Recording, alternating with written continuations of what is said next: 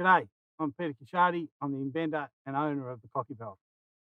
When I go to stores and I explain about the valve, the main thing they ask is, what's so different about our valve?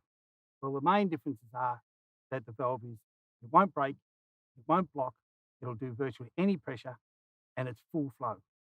And they're the things that you need from a trough valve. You don't want them to block and you don't want them to break. And we guarantee ours for life. They will not break. I've never had one break.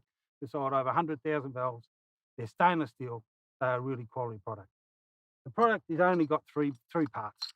That's the valve. There's one split pin that comes out of our valve, and there's three pieces that are left. That's the valve.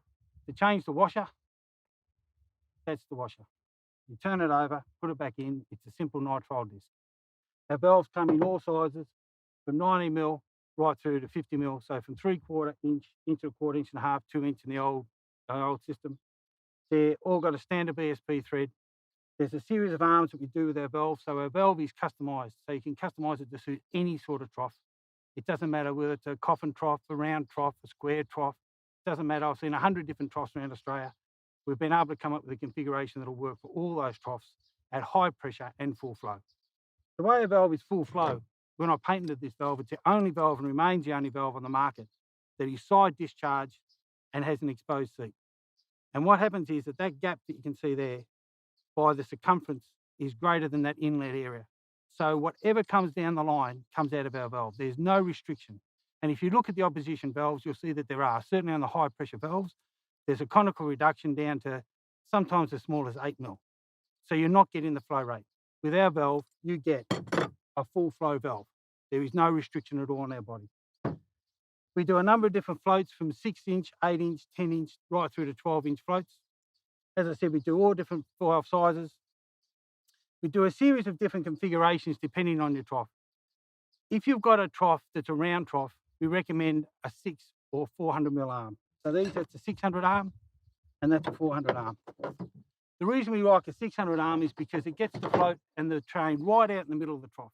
So the stock don't play with that float. They don't have any impact on your valve at all. If you can't get that long arm on because you're running a coffin trough or you've got a cover over it or you've got a restricted area, then you can use a smaller 300 arm. On the plastic troughs, we've actually got an arm here with a 100mm thread. So you can cut that arm back to whatever you need it to be to fit into those small little cavities. And you can put either a 6 or, if you can, an 8-inch float. In most instances, you can only fit a 6-inch float. We also do a bent 300 arm. These arms are bent so that if you're sitting on the end of a trough and you're coming in and down under a cover, you screw the float directly on the end and it sits in under the cover. But you will need, in that instance, a deflector. And the deflector clamps onto our valve. All it is a piece of stainless steel that's formed to suit the valve with a hose clamp. That slides on top, so you can put it on with the valve fitted into the trough, slides down, you put the hose clamp on it, and that's it. And that will stop the water from spraying. Our valve, because it's side discharge, the water does come out a bit like a butterfly wings. So with that clamp on, it stops all that. We also do a bottom entry valve. So if you've got a valve that's coming up from the bottom, like you would if you're coming up in the bottom of a bathtub, you can actually put these arms on, put a chain and a float, and they're for bottom entry. We also do some for cavities, where they're coming in on the side. You've got a recess, a small cavity within the trough, and you can put one of these arms in and screw the float straight on. Ideally, I like to have a chain on the float. I think as a design principle, I don't like having a float on the end of the arm. Now, our floats are very strong floats. You can bounce them. They won't break. I've bounced it 400 times around Australia. They didn't break. They're a very good float. But even though they are a good float, you put in all that strain on the end. So if you can, I'd prefer to have a chain, which we supply, or what we call is a short kit. Now, our short kits are 2 D shackles and a nipple. And what they do is that they just give the float enough movement to take out all that wobble. It means that the float is acting vertically, not putting all the strain on the end, and we find that works absolutely brilliantly. We find a lot of the troughs now are combination troughs between sheep and cattle troughs, so you don't need much of a chain, you don't need much vertical height. So by the time you put our valve in, you put a short kit and the float, you're pretty well good to go. Another thing we find with a lot of trough valves is that there's trouble when they use bore water.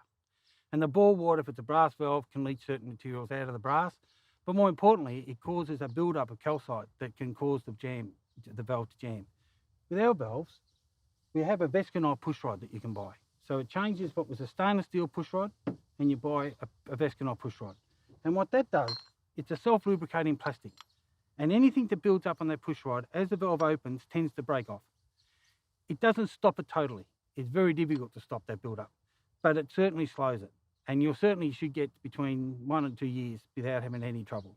If you do get trouble, you can just simply take our valves and stand it in something like CLR, and it will take away any of that calcite. It's stainless steel, they're 316, nothing will happen to the material. It might discolour in the bore water, it won't damage the valve at all. The valve will last a lifetime. It's stainless steel 316. But you may get some build up on the push rod, and therefore in those instances we recommend the Vesconite. There's really nothing else on the valve that can damage. You won't have any trouble with it. There's very little maintenance required. If you do have to change the washer, as I showed you before, you just simply peel it out, turn it over. You'll get another 3 months before you need to replace it, but ultimately it won't last as long the second time as the first. The washers aren't very expensive. They're high quality nitrile. They're a good valve.